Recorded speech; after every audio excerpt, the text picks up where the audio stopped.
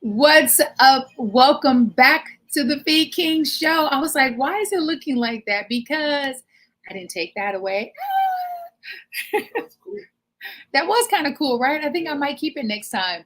It's the Feed King Show. What's up, Tamika Talks? What's up, Stan? Hey, Stan. The Feed King Show is all about who are you? What do you do? What's your why? How in the world are you keeping this thing all together? I.e., what is your self care modality? And it goes down, God willing, every Monday, Wednesday, like today, Friday, 11:30 a.m. Eastern Standard Time until 12 noon. I am your hostess with the mostest, Feed King, and let's just get right into this. So, yesterday I was thinking, and sometimes I don't know why it happens when it happens and why these thoughts come up in the way that they come up. And let me know if you can relate to this. Type an R in the comments section if you can relate to this. We were crossing the street going to the theater, going to AMC, which is Sekou Wright's favorite theater. Every Tuesday, it's date day. We take advantage of the discounted movies at AMC, and they're new movies. And we've been choosing so well. I want to get back later to the movie that we chose because, oh my goodness, it was brilliant. It was brilliant. I am here for some great storytelling. And I was thinking about what if someone told me, and when I say told me, gave me descriptives, I don't draw it out, illustrate it, mime it. What if someone told me exactly what giving up would entail? Not giving up, excuse me. What if someone told me, illustrated, showed me a glimpse of what not giving up would entail? Would I have not given up, or would I have given up? Yeah. Say one more time. All right. I want you to imagine for a moment. Bob Proctor would say, place an image on the screen of your mind. So I want you to imagine if someone had given you more information, more detail, more color around what the phrase, don't give up, what it really entailed, would you have stayed the course? Or would you have given up? Because oftentimes, I think every day, whether you're watching YouTube, Vimeo, social media, whether you're at work, you're out in the world, you're having a conversation with a friend or a loved one, I think the majority of people are giving this advice. Just stay the course. Don't give up. Hang in there. It takes time. But no one is talking about what this don't give up, stay the course, hang in there is going to entail and what it could look like, right? No one's saying, okay, I want you to not give up. But in the midst of not giving up, know that you might be broke. You might feel like a failure. You might feel so desperate that you might not do it, but you're contemplating things in your mind that you wouldn't ordinarily contemplate if you gave up a long time ago. No one says, you know what, it might get so challenging that you might contemplate taking your own life. And I know that's heavy, and I know it's morning. This is a morning show, and I know that might be heavy, but this is real.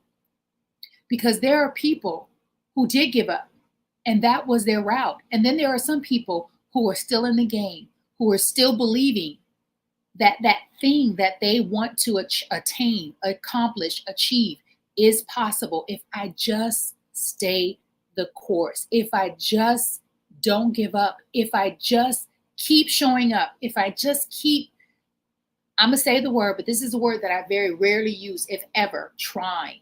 I don't believe in trying. I believe in doing. There is no trying. Actually, there is no trying if you're doing. Trying is what you do when you want to convince other people that you're doing the thing, but you know you're not doing it, because if you were doing it, you would be doing it. You like that? What if someone shared with you how long not giving up is going to take? And then has someone said, you know what? I believe in you so much. I don't want you to give up. I know you have what it takes, but let me tell you, this thing that you want, whatever it is that you want, however big it is, because sometimes people think your dreams, the operative word is your dreams, are so big that they're unrealistic. And I believe that those people are projecting limits onto you that are not real. They're not for you to take on. The only opinion that matters about your dream, your vision, your goal in life is you. You are the only person. Your opinion is the only opinion that matters. But what if someone gave you a picture book or illustrated it in an animated kind of cartoon, like the trials, the hardships, all the studying, the learning, the reprogramming of the programming that you've been programmed to believe for 20 years, 30 years, some of us 50 years. Like you get to and that unprogramming. So if you're over 50, maybe you've been programmed to believe and think a certain way. So would you not think that it's going to take a little while, more than 6 months, more than a year, more than a couple years, for you to reprogram all of that incorrect programming? What if someone sat you down and said, listen, it's going to happen. I don't know when. Like, no one knows when. Oh, okay, God knows when. God knows when. God knows when and how. God knows the when and God knows the how. But other than that, no one knows how long. It could be 6 months. Right? Because we see the stories on TV, or we hear about the movie star or the singer who hit it big in 6 months. But what we don't hear is all that background work that they did, all the classes that they were taking since the age of 5, since the age of 6, all the practicing, the hours and hours and hours and hours of practicing the reading. But what if someone told you, illustrated to you, showed you, painted it for you? They put it in a painting so that you could really get it, that not giving up is going to be a trade-off, that there are going to be some sacrifices. Would you stay the course, or would you give up? Would you have stayed the course? Let me reframe it. Are you willing to stay the course, or are you willing to forego it? And you know what? You get to change your mind, right? There's no harm, no foul. You get to say, I want to pivot. I want to go in a different direction. I want to do something other than that thing that I thought I wanted to do. I've changed my mind. So as I'm walking towards AMC,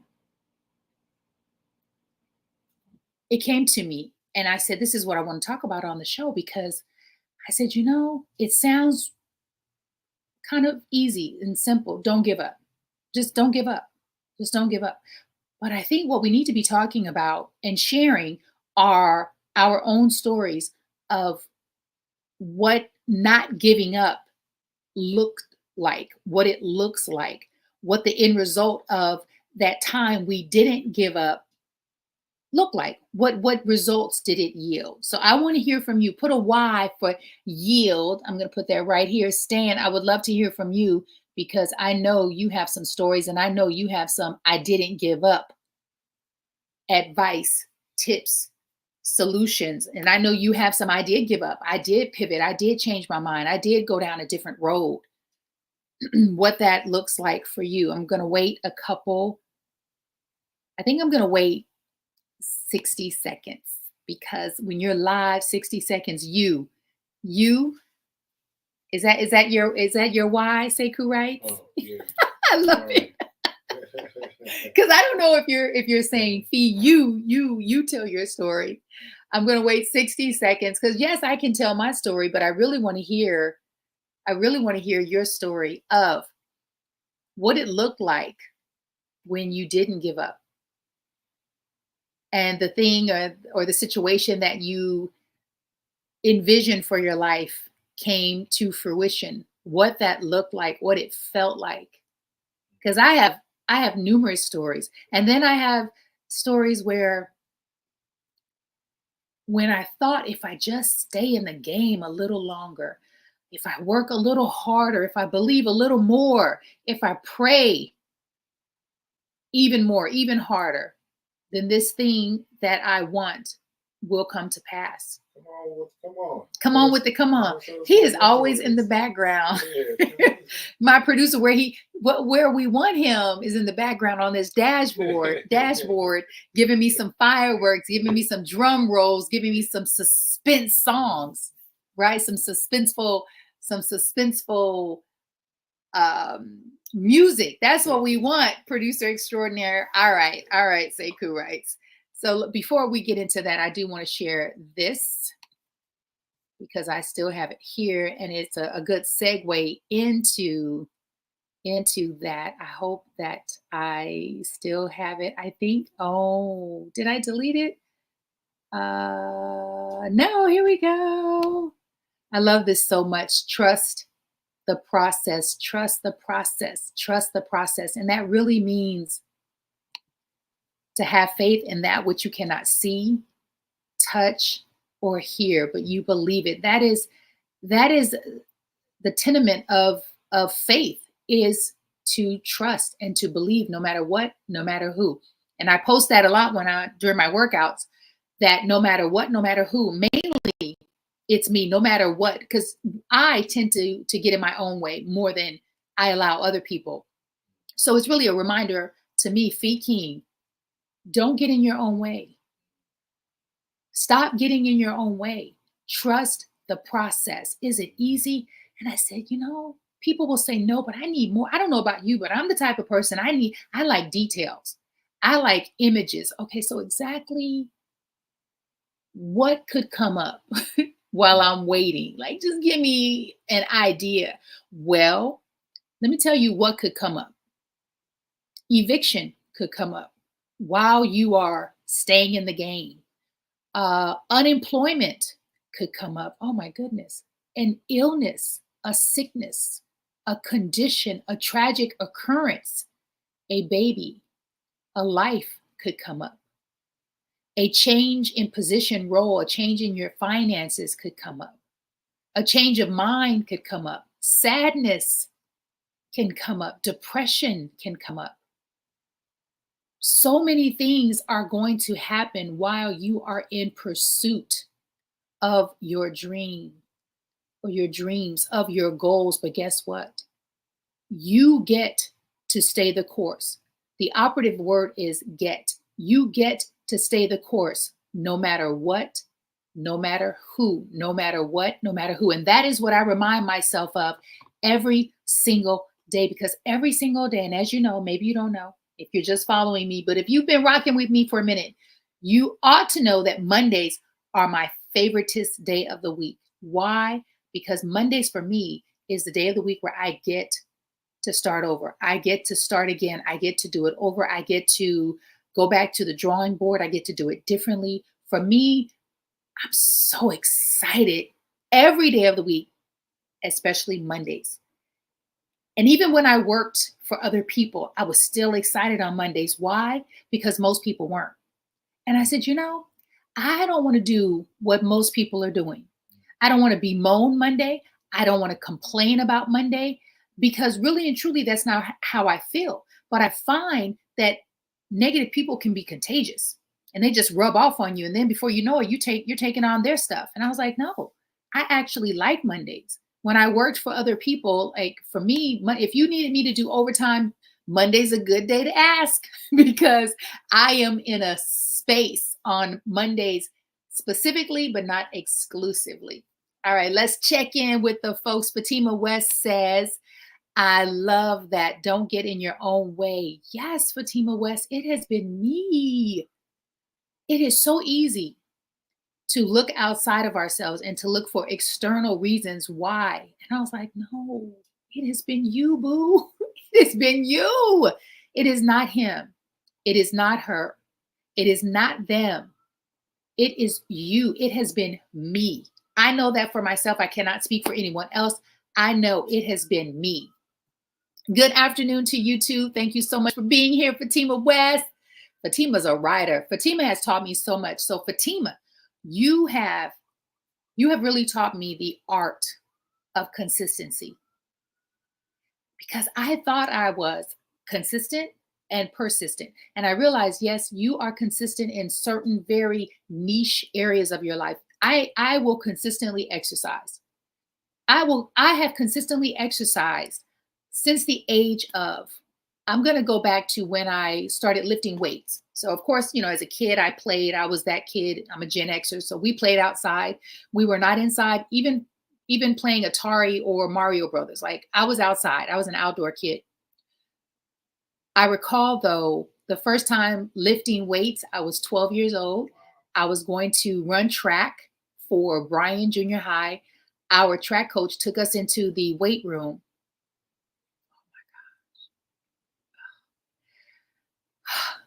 I mean, I just remember it being brown and copper.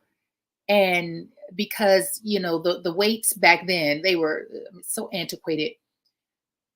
But I was in bliss.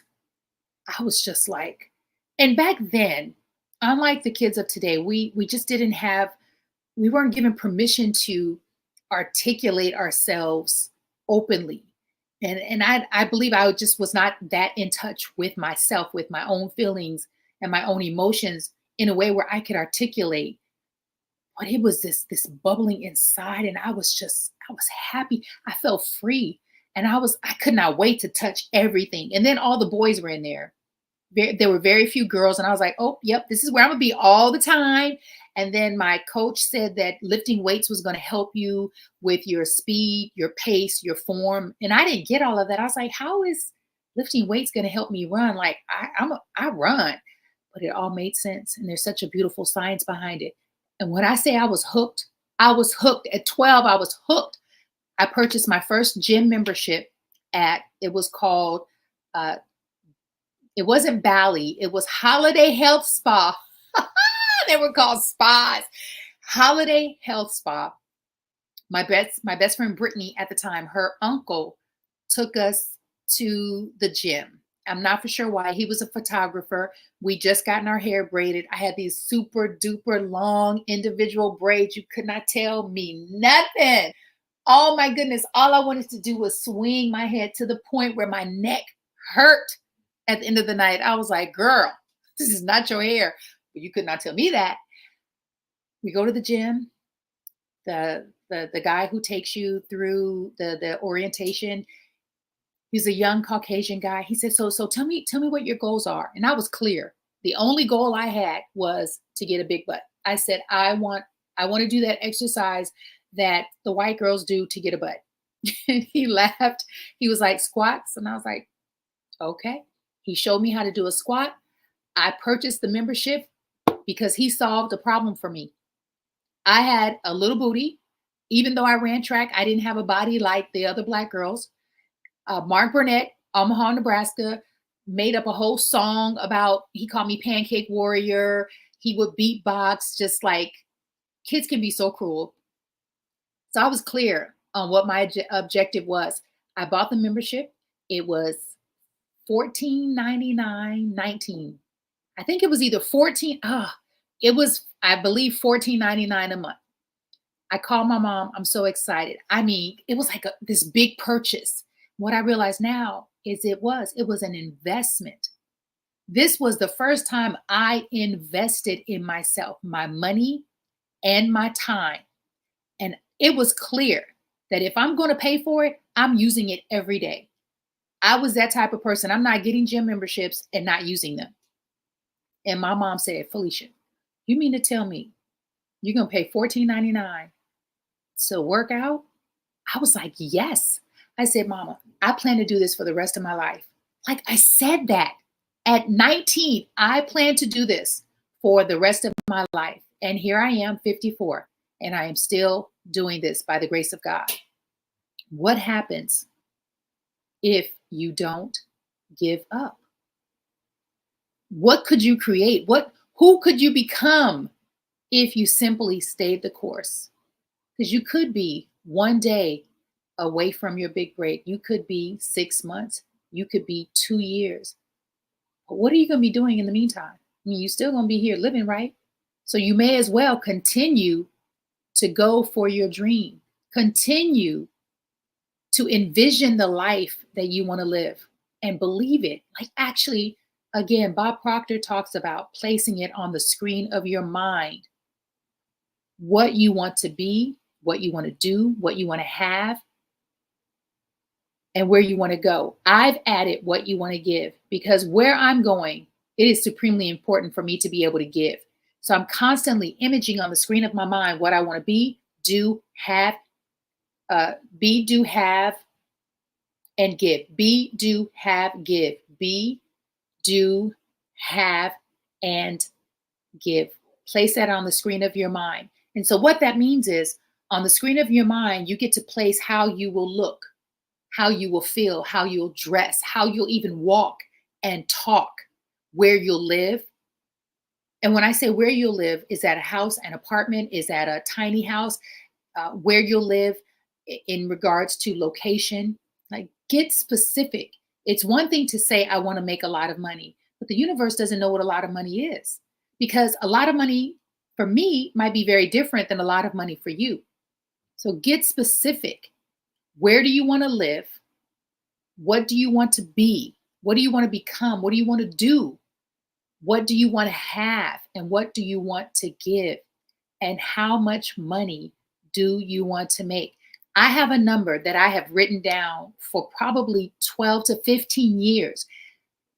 And it's on my vision board. And when I shared that with someone, they literally said to me, come on, Felicia, be realistic. And I thought, no, what I'm going to do is I'm going to be more consistent, and I am staying the course. That number has not shifted. I am determined to hit and exceed that number, because I know that I create my reality. So I'm being realistic.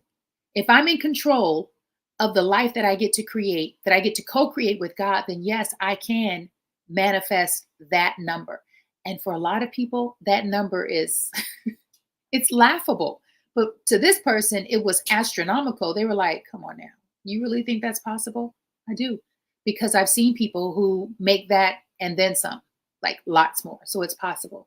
What happens when you decide that even if I don't have all of the information, even if I'm not even aware of all of the roadblocks, the challenges, the obstacles, the hurdles that life will present before me in pursuit of my goal, my dream, and my visions, am I still willing to not give up? Am I still willing to stay the course? Am I still willing to show up and do the work? That is the question on the table. This has been, oh, my hat, they're too far for me to reach for my hat. Maybe not. Here we go. See, if I have my producer, he will put some cute little stuff on the screen while I reach for my hat game. Don't worry. My producer is coming back. He's on a little hiatus. So let's get into some hat game. Let's get into some announcements. Coming this Friday, 2 things. I was like, I'm going to be booked and busy Friday. Friday morning, we have a free fun fundraiser, 7:30 a.m. Eastern Standard Time. You can join us. We're going to stream live this time on Instagram. We're going to be in our group on Facebook, and shame on me for not having that link.